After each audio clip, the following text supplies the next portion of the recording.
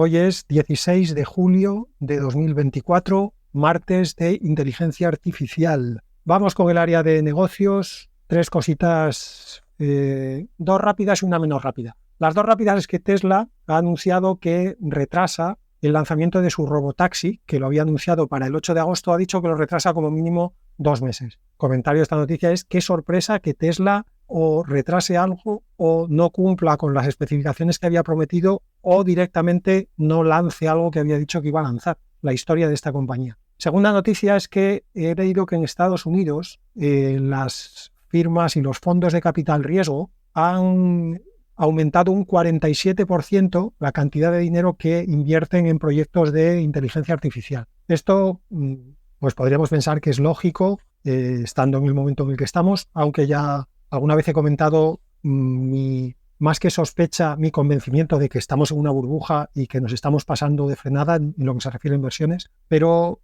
lo que me da pena cuando veo estas cifras es después ver cifras relativas, no comparables en este caso, pero relativas también a inversiones y a lanzamiento y aparición de startups relacionadas con inteligencia artificial en Europa. Es lamentable cómo hemos perdido todas las últimas batallas económicas y empresariales. Con la inteligencia artificial igual batimos un récord y es que perdemos la batalla incluso antes de empezarla, porque ya perdimos la de Internet, si queréis, en sus múltiples facetas. Perdimos la batalla de los buscadores, la batalla de las redes sociales, la batalla de la web 2.0, la batalla de los blogs, la batalla de los podcasts, la batalla de los vídeos. Perdimos todas. No hay ni una sola empresa europea que compita en nada relacionado con Internet. Y ahora en inteligencia artificial pues llevamos el mismo camino y todos encantados. Y los de los fondos de inversión europeos, pues no sé, supongo que invirtiendo en carrozas y en postes de telégrafos. Y la tercera noticia de negocios, que es la que es un poquito más larga, pero poquito, la meto en negocios, pero es un híbrido de negocios y desarrollo. Es sobre una empresa que se llama Hebbia, escrito Hebbia, que ha conseguido 135 millones de financiación de inversores además de prestigio, Andreessen Horowitz, Google Ventures, Peter Thiel, y con esta inversión de 135 millones la valoración de la empresa se ha puesto en 700 millones de dólares. ¿Y qué hace esta empresa? Se preguntaría uno, y haría bien en preguntárselo, porque supongo que no se consiguen 135 millones así como así. Bueno, pues ellos se presentan como la capa para humanos de la inteligencia artificial, que esto es una definición bastante mala. Claramente con los 135 millones tienen que contratar a un tío de marketing que presente un poco mejor el producto. Pero rastreando un poquito más en la web y mirando un poco más el producto y cositas que hacen, esta empresa, estos de Hebbia, tienen básicamente una herramienta a la que llaman Matrix. Nuevamente se pone de manifiesto la necesidad de que contraten un tío de marketing y que además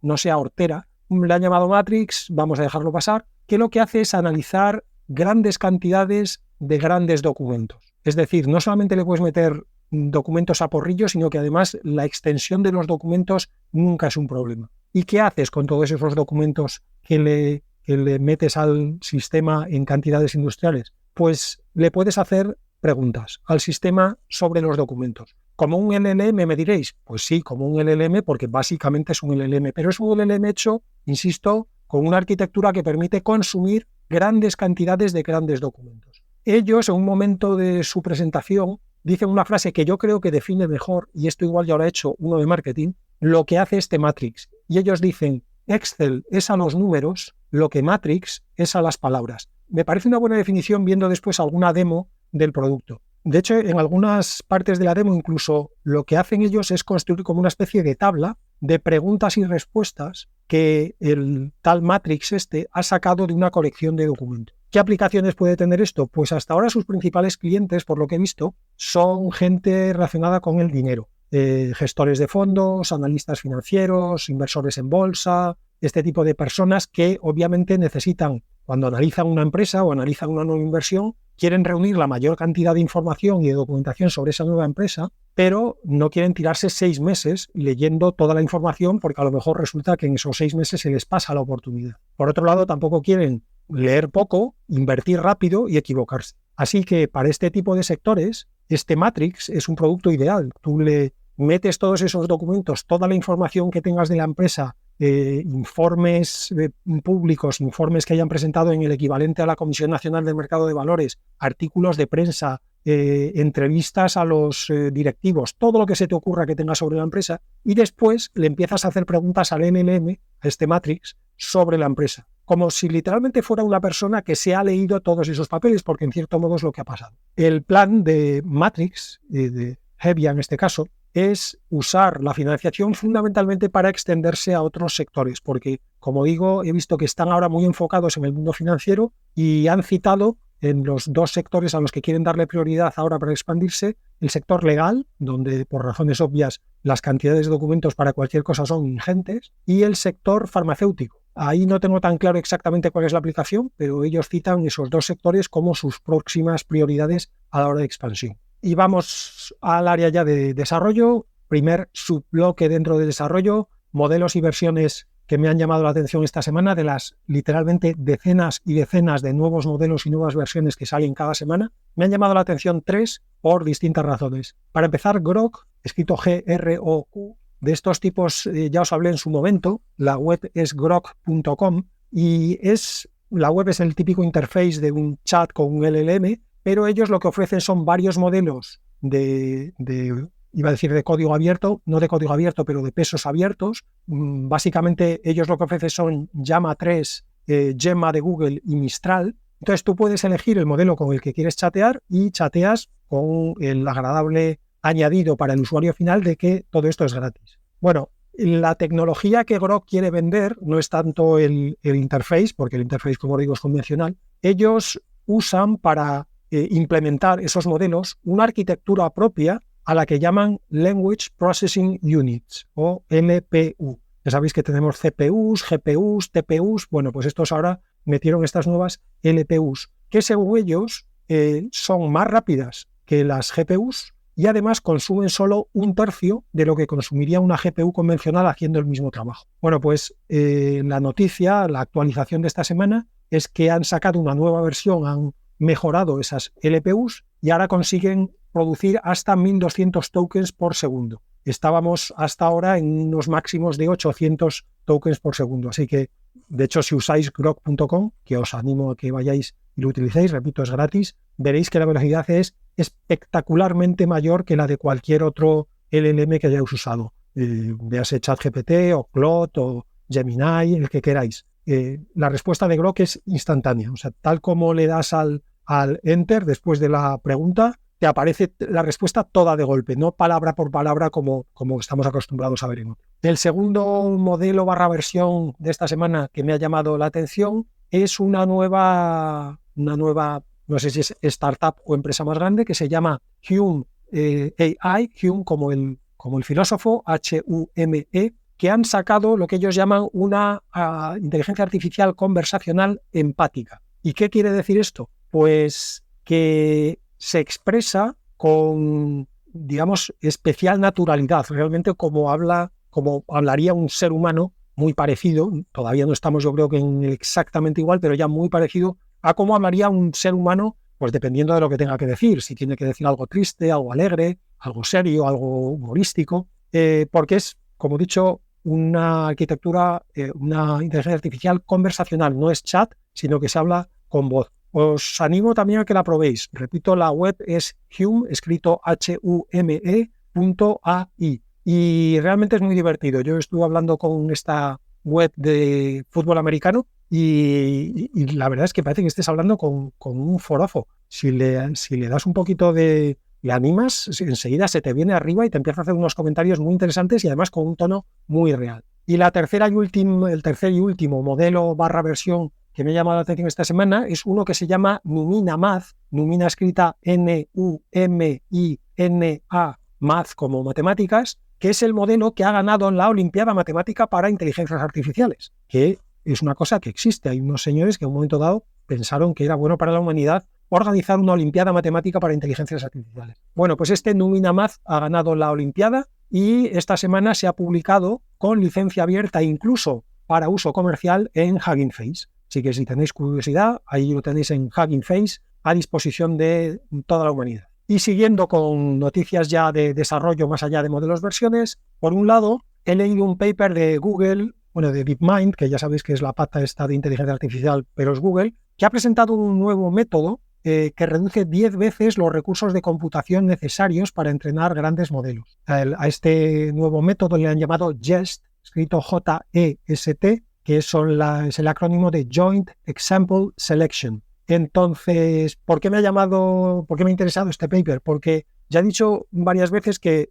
hay dos líneas en las que hay que trabajar y las dos líneas son igualmente importantes. Hay una que es la que más llama la atención, que es la de hacer modelos cada vez mejores. Vale, claramente en eso hay que seguir trabajando. Pero hay otra que es en la de conseguir que esos modelos cada vez mejores se puedan ejecutar en hardware lo menos potente posible. No vamos a decir en hardware doméstico porque eso a día de hoy está lejos, pero por lo menos que no haya que sembrar toda África de granjas de servidores para que los cacharros estos puedan funcionar. Así que este paper de Google y esta arquitectura, esta JEST, es una buena noticia porque, como digo, según ellos, reducen 10 veces los recursos necesarios para conseguir el mismo resultado en cuanto a rendimiento. El principio es muy simple y, de hecho, es un principio que ya se usa, que es básicamente, en lugar de entrenar al modelo con datos individuales, lo que se hace es se agrupan los datos en lotes, en batches, y se pasan los datos en la fase de training, como digo, en vez de en uno, en lotes agrupados.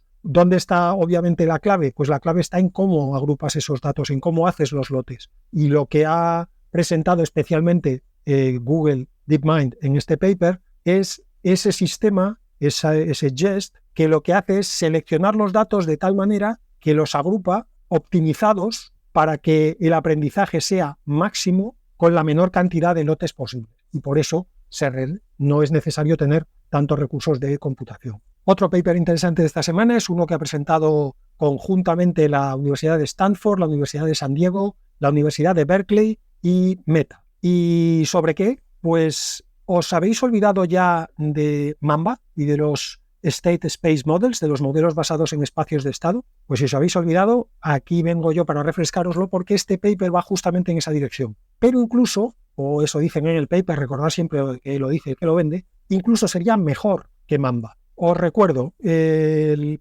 problema de partida, ¿cuál es? Pues el problema de partida es que tenemos dos arquitecturas posibles para hacer un LLM. Por un lado está el modelo de Transformers, que son muy buenos en recordar el pasado, gracias al sistema de atención, al Transformer en sí mismo, pero el problema es que para poder recordar el pasado hay que alimentarle continuamente con toda la secuencia pasado y eso hace que los recursos necesarios escalen cuadráticamente, no linealmente. Por otro lado, tenemos en redes neuronales recurrentes, las RNN, que estas sí escalan linealmente, pero no escalan linealmente, entre otras cosas, porque no necesitan toda la secuencia pasada. Lo que hacen es guardan internamente ese pasado en lo que se llama un estado oculto, un hidden state. Y el problema es que hasta ahora las RNNs no hemos conseguido que en ese hidden state guarden tan bien el pasado como lo guardan los transformers, que de hecho lo guardan repitiendo el pasado cada vez que tienen que predecir una nueva palabra. Bueno, pues en este paper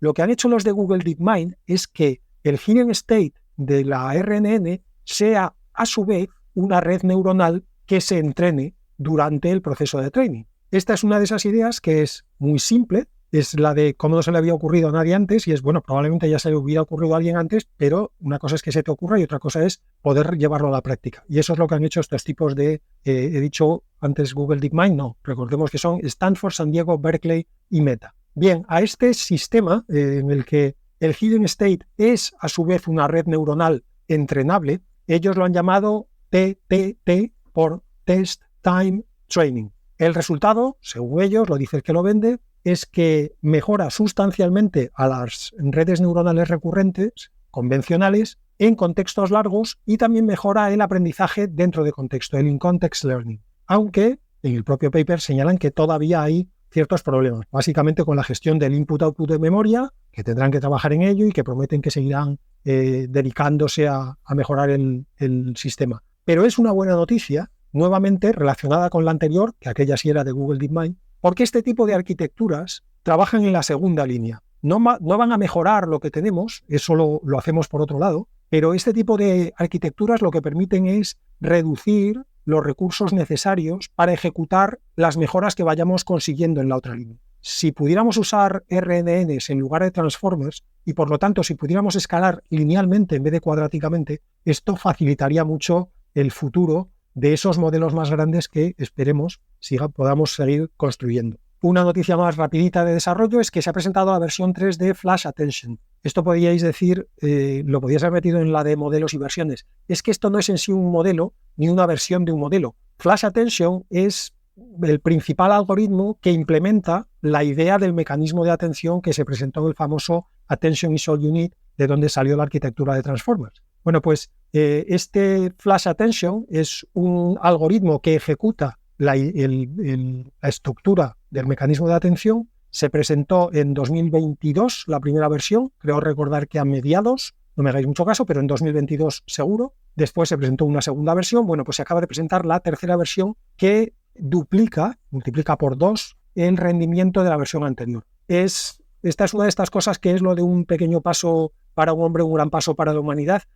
Flash Attention en sí mismo no es nada que a los usuarios finales o al resultado final de la inteligencia artificial le vaya a generar un gran cambio, pero como Flash Attention está en las tripas de la mayoría de los modelos que usamos, mejorar Flash Attention de repente mejora todos los modelos a la vez. O sea que la noticia es importante, aunque en sí mismo sea un componente que pueda parecer que es como demasiado técnico para que tenga un impacto notable. Pues no. Y la última, más que noticia, la última cosa, vamos a llamarle cosa, que es un término muy preciso. La última cosa sobre la que quiero hablar en el bloque de desarrollo es que he leído últimamente varios artículos y papers y un poquito el feeling que hay en la comunidad es que se está empezando a hablar mucho del uso de LLMs para series temporales.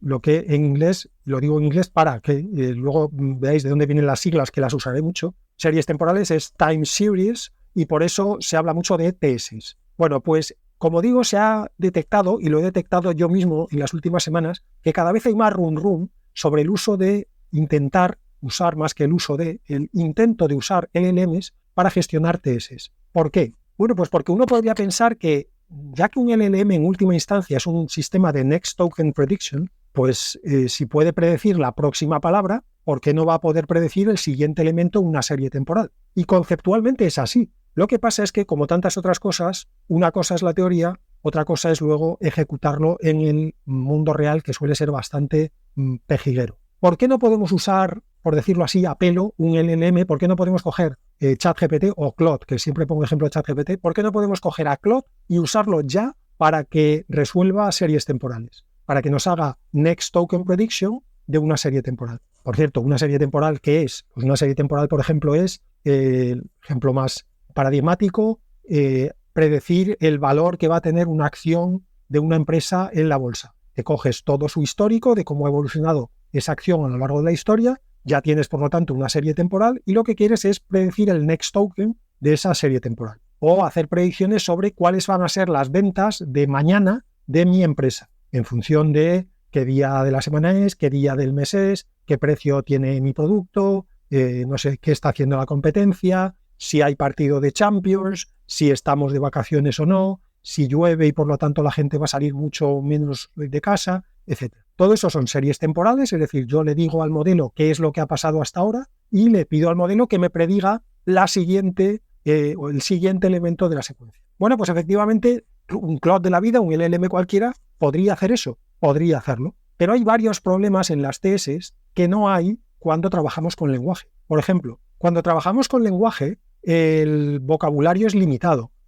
Un LLM de los que usamos ahora puede trabajar con decenas de miles, quizá incluso más de 100.000 tokens, pero estamos hablando, pues eso, de decenas de miles, como mucho cientos de miles. Pero cuando hablamos de series temporales, muchas veces estamos hablando de valores infinitos, porque cogiendo, por ejemplo, el caso de una acción, claro, una acción no es lo mismo que valga 2,1 a que valga 2,2. Y muchas veces, si vas a invertir la suficiente cantidad de dinero, no es lo mismo que valga 2,10 a que valga 2,11. Y si sigues extendiendo eso, llega un momento en el que lo que realmente quieres en una serie temporal es un output continuo, no un output discreto, como en el caso del lenguaje. Eso hace que, por un lado, el vocabulario a gestionar sea mucho más grande, lo que complica la arquitectura, y por otro lado, hace que los resultados que tienes que producir también tengan que ser mucho más variados. ¿Qué más problemas nos encontramos con las TS si queremos usar un LLM?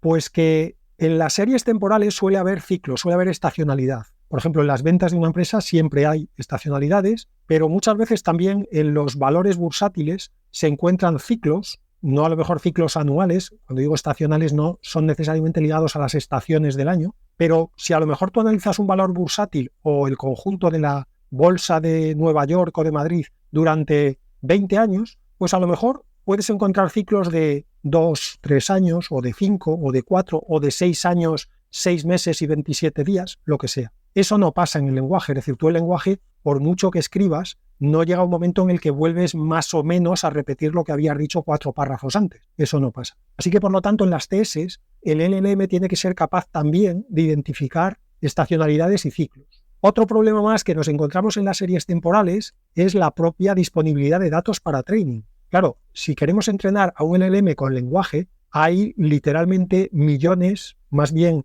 billones de documentos escritos, y escritos además con estructura, con el lenguaje usado con corrección, y todo eso se lo podemos dar al LLM para que aprenda. Con los TS no, con los TS muchas veces los datos son escasos y además están mal tomados. Si pensáis nuevamente en el ejemplo de una empresa, tú vete a coger ahora los datos de ventas de los últimos 20 años de tu empresa, o de los últimos 30, ya no te cuento porque hace 30 años probablemente en tu empresa no había ordenadores, con lo cual los datos estaban tomados a mano o en un cuaderno que a lo mejor algún día uno pasó a una hoja Excel, pero que al pasarla igual se equivocó en un decimal o hizo mal una columna. Es decir, la probabilidad de que los datos no sean fiables, estén mal formateados, no sean comparables a lo largo del tiempo porque se tomaron con criterios distintos, eso en las time series es muchísimo más habitual. Bueno, eso en las time series es habitual y en el lenguaje no pasa. Tú cuando coges un documento, el documento está bien escrito. No te encuentras un documento de repente donde hay 16 verbos juntos, luego 3 sustantivos, luego 8 preposiciones. Otro punto complicado es que las series temporales, las ventanas de contexto son gigantescas. Claro, yo si quiero hacer una predicción sobre cómo va a evolucionar la bolsa de Nueva York, me cojo los últimos 50 años de la bolsa de Nueva York y probablemente estaría cogiendo poco, debería cogerme toda la historia si pudiera. Pues fijaos que simplemente cogiendo un dato al día, que sería una auténtica chapuza, cada año tiene 365 días, eso quiere decir que cogiendo una década ya estaría en 3.650 días, es decir, de repente me encuentro con una ventana de contexto de 3.600 tokens, cuando ahora mismo estamos hablando de que los modelos, los LLMs más modernos, manejan algo más de 100.000 tokens, los más avanzados, y normalmente todavía estamos usando todos los días LLMs que gestionan 4.000 tokens, 8.000 tokens. Entonces, en las series temporales, nuevamente porque tienden a ser más continuas que discretas, la cantidad de datos que hay que meter en cualquier ventana de contexto es gigantesca. Pero es que, además de eso, ¿qué metemos en la ventana de contexto? Es decir, ¿cuál es el token de una serie temporal? Y podríamos pensar, bueno, pues un token es cada dato individual. Por ejemplo, si quiero predecir las ventas de mi empresa de cada día, pues el token sería las ventas diarias de la empresa. La venta del día 1 es un token, la venta del día 2 es otro token, la venta del día 3. Bueno, pues no, porque lo sabemos ya con el lenguaje, que los LLMs se entrenan mejor cuando se entrenan con lotes, como veíamos antes también en el paper de Stanford y compañía. Claro, la pregunta es ¿de cuánto hacemos los lotes? Y la respuesta es depende. A lo mejor resulta que para predecir las ventas de la empresa tienes que organizar los tokens de una manera, pero para predecir la evolución de la bolsa tienes que organizarlo de otra, y para predecir el tiempo meteorológico lo tienes que organizar de otra. Es decir, cada serie temporal es distinta y por lo tanto en cada serie temporal tienes que empezar de cero. Mientras que los lenguajes no son tan distintos. Si yo entreno a un LLM en inglés, entrenarlo después en español no necesito darle otra vez la misma cantidad de datos que le di para aprender el primer idioma. Y por último, en las TS es importante predecir el corto plazo, es decir, el next token, pero también es muy importante predecir el largo plazo, no sé cómo llamarlo, el future token. Cuando trabajamos con lenguaje, el NLM lo único que hace es predecir la siguiente palabra, y luego la siguiente, y luego la siguiente. Claro, si tú, por ejemplo, estás planeando hacer una inversión en una empresa, en bolsa, no te interesa solamente saber el valor que va a tener en el next token, sino que quizá quieras tener una visión de la empresa un poquito más a medio plazo. Ya no te digo a 10 años vista, pero hombre, por lo menos a 6 meses vista, a 1 año vista. Claro, por lo tanto, no basta con predecir el next token. El next token no te va a dar toda la información que tú quieres para decidir si inviertes o no inviertes en esa empresa. Claro, salvo que el next token te diga que la acción de la empresa se va a multiplicar por 10 al día siguiente. Bueno, pues en ese caso no hay más problema. Inviertes todo tu dinero, cuando se multiplique por 10 lo retiras y ya está. Pero normalmente las variaciones en los valores bursátiles son mucho más lentas y si tú quieres entrar en una empresa, querrás saber si en los próximos meses o años esa empresa va a tener ganancias. Luego, la predicción no es de next token, la predicción es de next token y next token y next token y así ad infinito. Así que la conclusión es esa. Tenía yo curiosidad, porque ya os digo que había leído mucho sobre el tema de aplicación de LLMs a time series, y entonces como esta semana ha estado un poquito tranquilita, he aprovechado para meterme un poco más en profundidad en este tema y me ha interesado sinceramente mucho. O sea que no descarto seguir dedicando la atención en el futuro. Vamos con las píldoras y terminamos el episodio. Por un lado, OpenAI, que debe tener, como tiene mucho dinero, debe tener mucha gente, y dentro de esa gente es inevitable que haya algunos que estén ociosos, ha dedicado esta semana, un grupo de los de OpenAI, a presentar lo que han llamado la escala de la inteligencia artificial. Han hecho una escala de 5 niveles que supuestamente van desde la inteligencia artificial más básica a la inteligencia artificial ya perfecta, ¿no?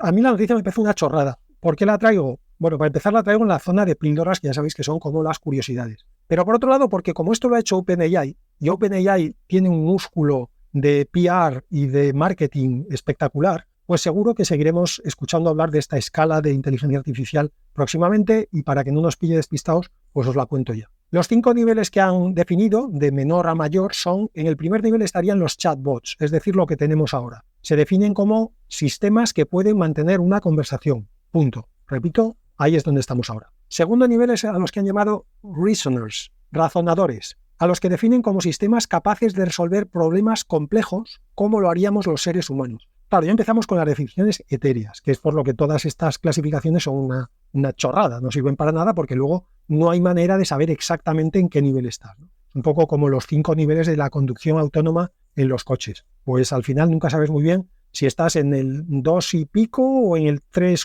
y poco, y lo mismo va a pasar con esta escala. Bueno, el caso es que en esta de Reasoners se rumorea que OpenAI ya está desarrollando un modelo que encajaría en este salto. O sea, ya no sería un chatbot, sería un Reasoner. Y al nuevo modelo este le han puesto de nombre clave, esto me gusta mucho a mí porque soy muy de las películas de espías, le han llamado Strawberry. Así que ya sabéis, cada vez que veáis ahora hablar de Strawberry y estéis con gente que no sabe de qué va todo este tema, vais a hacer los reyes de la fiesta y les contáis todo esto que os estoy contando yo. Tercer nivel son los agents, que son sistemas capaces de hacer planes y tomar acciones para ejecutar esos planes. Yo con esto reconozco que estoy confuso, porque yo creo que agents ya tenemos a día de hoy. Otra cosa es que sean unos agents un poco torpes, pero volvemos entonces a lo de las definiciones que no sirven para nada, porque exactamente, ¿qué quiere decir que hagan planes y tomen acciones para llevarlas a cabo? Repito, me pierdo, porque ya a día de hoy estamos haciendo agents. Sigo, por no liarme más con lo de OpenAI, que no da para nada. Cuarto nivel, innovators, innovadores, que son sistemas capaces de inventar cosas nuevas. Como veis, la definición es súper precisa. Se nota que los tíos estos de OpenAI le han dedicado mucho tiempo a la escala esta. Y el quinto nivel serían organizations, organizaciones, que son sistemas capaces de hacer el trabajo que necesitaría toda una organización humana para hacerse si lo tuviéramos que hacer los bípedos. Así que, como digo, no da para más, pero lo ha hecho OpenAI, seguro que oiremos hablar de ella, o sea que vayámonos acostumbrando. Y la última píldora, y por lo tanto lo último que quiero contar en el podcast de hoy, es leyendo un artículo de, no sé, alguno de los que leo, no sé si alguno de los que he presentado, alguno de los que leo y no presento, citaban una frase de un psiquiatra que se llama Scott Alexander, que parece que además de psiquiatra es como medio influencer, cool guy, ¿sabéis? El típico que lo peta. Al hilo de otro tema, esta semana me ha encantado la expresión Roger de Flow, que es una cosa que me pega mucho con este Scott Alexander. El Scott Alexander debe ser el Roger de Flow de Las Vegas. Bueno, no sé si de Las Vegas, pero la cita que leí en este artículo parece ser que la dijo un día que estaba en Las Vegas. Y parece ser que estaba allí en típico hotel de Las Vegas de noche, mirando por la ventana y viendo ese ese entre pozo de soledad por un lado y sitio espectacularmente acojonante que es Las Vegas por las noches. Y dijo Scott Alexander, es alucinante que hayamos podido hacer algo como esto, los humanos, es lamentable que lo hayamos hecho. Y cuando leí esto sobre Las Vegas, yo pensé, el artículo a su vez parafraseaba esta frase diciendo, es alucinante lo que podemos hacer con la AI, es lamentable lo que estamos haciendo. Él lo parafraseaba en otro sentido, pero yo voy a tomar esta paráfrasis en el sentido que creo que es literal, porque yo realmente creo que es alucinante lo que tenemos, lo que podemos hacer con lo que ya tenemos en inteligencia artificial, y es lamentable lo que estamos haciendo, porque de verdad, no os imagináis la cantidad de chuminadas que me leo cada semana sobre las múltiples aplicaciones que se están dando a la inteligencia artificial en los campos más peregrinos, desde cómo mejorar tus selfies, hasta cómo ponerle música a tus vídeos de TikTok, hasta cómo generar retos virales nuevos, generados por supuesto por inteligencia artificial. No se puede ser más tonto. Es lamentable, como dice la frase del tal Scott Alexander, lo que estamos haciendo con la inteligencia artificial en general. ¿Es una sorpresa? No, no es una sorpresa. La popularización de cualquier cosa inevitablemente destruye lo que sea. Esto es una ley universal que se ha cumplido inexorablemente una vez tras otra a lo largo de la historia de la humanidad. La monetización, la popularización de cualquier cosa lo enmierda, el famoso fenómeno este que los ingleses llaman ensitification, puede ser, algo así. Cada vez es más difícil encontrar islotes de inteligencia natural y parece que vamos en el camino de que cada vez sea más difícil encontrar islotes de inteligencia artificial. Y eso es triste porque la vida es sobre todo aburrida. Y este tipo de cosas que parece que de repente van a conseguir hacer la vida un poco más interesante, las coge la masa informe que está todo el puto día haciéndose selfies y publicando stories en Instagram, y coge cualquier cosa y la convierte en una parte más del gran bodrio gris aburrido que es la vida. Así que esa es la reflexión. No sé, habrá que seguir haciendo refugios, habrá que seguir haciendo mesas limones, pero con inteligencia artificial. Hasta el próximo martes.